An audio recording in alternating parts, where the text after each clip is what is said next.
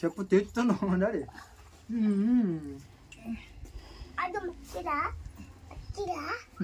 మచ్చిరా మచ్చిరా మచ్చిరా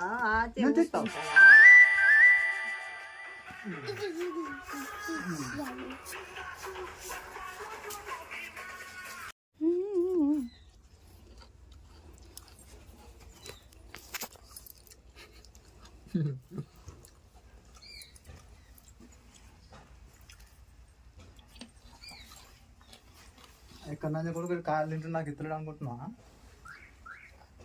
చెప్పేసి డాడీ